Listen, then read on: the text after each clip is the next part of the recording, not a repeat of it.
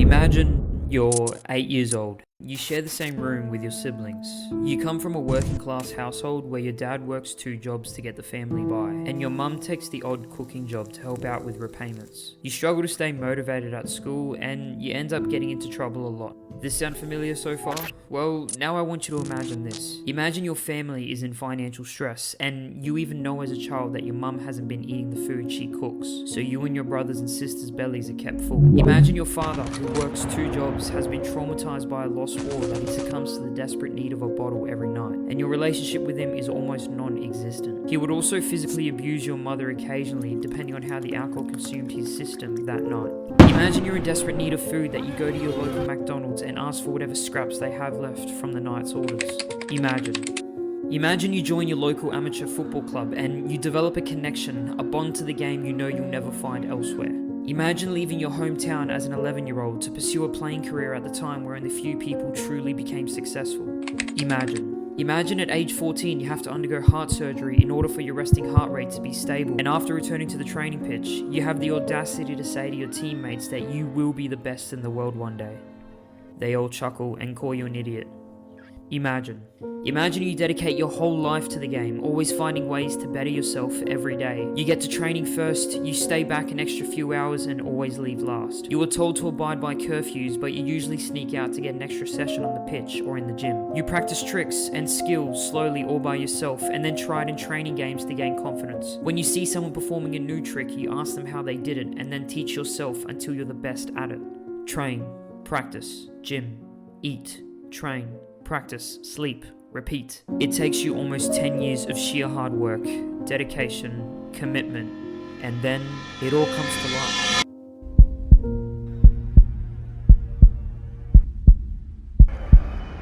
It is Ronaldo! Went for goal. Cristiano Ronaldo, who goes for goal. Oh, and what a goal from Cristiano Ronaldo! He's got the goal, and what a goal on the right. This could really clinch it, Ronaldo! Listen to Ronaldo! It's one of the great Old Trafford comebacks. Astonishing! And then Ronaldo! What a goal! Cristiano Ronaldo! Sensational! The greatest marksman in the history of the Champions League with an absolute beauty! Cool as ever, the man of the moment. What a goal! That seals it! In the meantime, Ronaldo gets the free kick. Oh, brilliant! That's right, he's the world's best.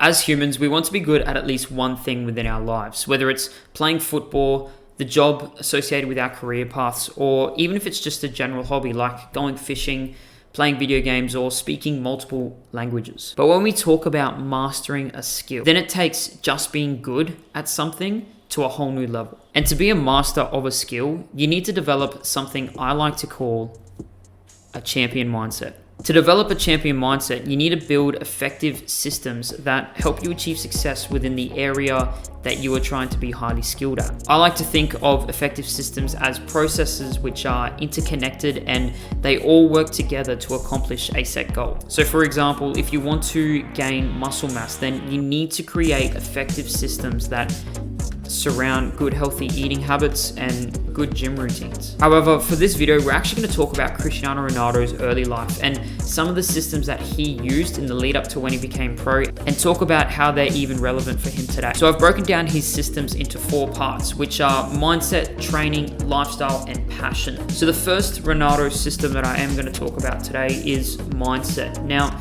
the reason why I want to talk about mindset is because it's one of the most important concepts when it comes to to learning a particular skill or trying to achieve a set goal. Universities play a massive role in how your mind interacts with the particular goal that you want to achieve. Ronaldo had surgery at age 14. He had a heart condition called tachycardia, which is pretty much a heart condition that makes your heart beat a lot more faster than usual. And when he went in to have heart surgery, he came out, the doctors told him or advised him that it probably wouldn't be a good idea for you to keep playing. He said, stuff it. He went back onto the pitch, and apparently he was expressing that he was going to be the best in the world one day. And according to an interview with one of his teammates, after the surgery, he came back and he was working even more harder than he was prior to the surgery. So he's been thrown into an adverse situation, and there's not many people, particularly today as well, at that age, that would say, you know, my doctors just said this, but I'm even going to work even harder so I can prove them wrong. Additionally, Ronaldo was always in the mindset of always wanting to improve. There's something called the zone of proximal development, which is simply put as you have your comfort zone, and to make that zone bigger, you need to venture out of it and learn new skills. For me, when it comes to football, my comfort zone is probably like this. I can probably do the occasional step over with confidence, but I'm not like Ronaldo, who does step overs, chops, and all these other skills at a very high pace and speed. And if you watch some of the earlier clips of Ronaldo when he was at Sporting, he used to stuff up his step overs and just normal skills a lot. You could see that he was very selfish, but he saw it only as a way to build confidence. And for me, for example, the reason why I don't really do step overs and chops, I could practice them in the games and that would build me that confidence, but I'm too scared to lose the ball in that moment. Ronaldo wasn't. Even though if it was a big game, he would do the step over. He would perform a skill that he probably barely practiced at training, just so he can get that confidence and kind of build that natural way of performing that skill on the pitch. There are other training stories as well where Ronaldo would go up to older teammates and ask how they performed a particular skill that he's never done before, and he would practice that skill until he's mastered it completely. So his mindset was always looking to learn or to be the best at whatever it was associated with football. And that leads me into CR7's second system, which is how he trained. Based off the research that I've done, from what I've gathered, Ronaldo didn't really have a designated training schedule. He would just train whenever he could. He also had curfews placed upon him when he was in Sporting, but if he wanted to train, even if it was at 10 o'clock at night, he would still find a way to get out of his dorm room and go and train. Now, when it came to what he trained, based off the research that I've gathered, he would train whatever he thought he needed to work on. So he was always thinking about what he needed to work on every single time he was out training. What were his weaknesses? He would also build on his strengths. One thing that definitely helped Cristiano Ronaldo was being part of Sporting at such an early age. At the age of 12, he was already being exposed to academy structured like training, playing in training games and versing other teams that were already at a high level. But like I said, training would never stop there. He was always the last one to leave, and he would stay back a couple hours after to practice on certain things that he thought that he needed to work on. And then obviously coming back into the dorm room, he'd always find ways to sneak out into the gym or onto the pitch again so he can train even more. So he was probably spending on average 5 to 6 hours a day training. Now, if you've seen the Cristiano Ronaldo motivational story that I put up just a couple months ago, it was of Serena Williams' tennis coach, Patrick Muratoglu. Anyways, Patrick shared an inspiring story of Cristiano Ronaldo when he was 20 years of age. Once training finished at Carrington at Manchester United, he used to get the ball, he would dribble from one side of the pitch and back, according to Patrick, 8 times.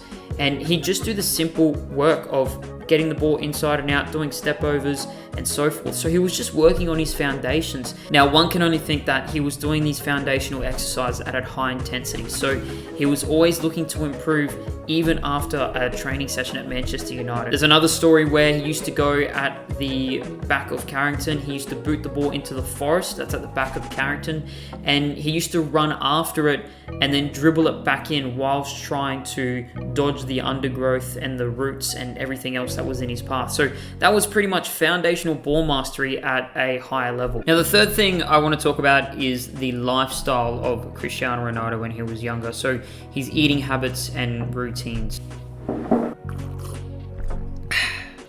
It's very hard to pinpoint his lifestyle when he was younger. We know that he sometimes went hungry because in the Piers Morgan interview, he had to go to McDonald's from time to time to keep his belly full because he never had anything to eat. He would ask for some burgers or just some leftover scraps from the night's orders after closing. So the lifestyle habits are really hard to pinpoint before he was 12 years old. But when he obviously reached the age of 12 and he joined Sporting Academy, he would have been looked after pretty well. They would have had him on a particular diet, and because he was staying with Sporting at the time, he would have had breakfast, lunch and dinner already catered for. So he was well looked after. But one thing that we can say about his lifestyle habits now, and it's very clear, Patrice Evra has said it in an interview, that he would eat bland chicken with salad. The reason why I actually wanted to talk about this is because I have a experience with this as well. There was one time where I was just eating plain chicken, rice, fruits and vegetables, water, no juice, no Coca-Cola, no coffee frappes from McDonald's, no coffee. So once I was on that, I was on it for about 2 or 3 weeks, and I felt completely different as a human being. After 2 weeks of being abstinent from all these processed foods and only eating vitamin and mineral rich foods, as much as training is important, eating habits can also make you a champion as well. Fourth system, passion. Ultimately, passion is the indirect driving force behind everything. Galileo once said that passion is the genesis of genius, meaning that if you have a passion towards a particular subject or area or skill that you consider important, that means you're going to devote significant amounts of time and energy towards bettering yourself with that particular skill. Now, in saying that, when you spend a lot of time and energy on something, you're only going to get better and better and better, meaning your comfort zone is obviously going to increase. So when it comes to anything, it doesn't even have to be about football, but try and realize what is your biggest passion. And once you've identified that passion of yours, then you're most likely going to enjoy your time enhancing your skills in that particular area. I've been very passionate about coaching more so than playing football itself. And sometimes I lose a little bit of direction and I lose a little bit of motivation. Whilst losing that direction, I tend to step away from coaching for a little bit. But what I've noticed is that that's going to happen from time to time. I've sort of indicated to myself that I'm always gonna, no matter what happens, I'm always gonna turn back to coaching. Essentially, always gonna be times where you're gonna find adversity, you're gonna find it hard to keep going. Just keep going, because eventually you're gonna return back to it if it is your true passion. So that's it for today's video. The main aim of this video was to let you guys know that even if you're feeling down, even if you're in an adverse situation, think about Cristiano Ronaldo's adverse situation. Drunken father, mum that didn't actually want him, couldn't provide for him every single time, came from a very poor family, had to have heart surgery, all these things, and he's still the greatest player in the world. If you're able to create systems for yourself that are effective, you too can be a champion.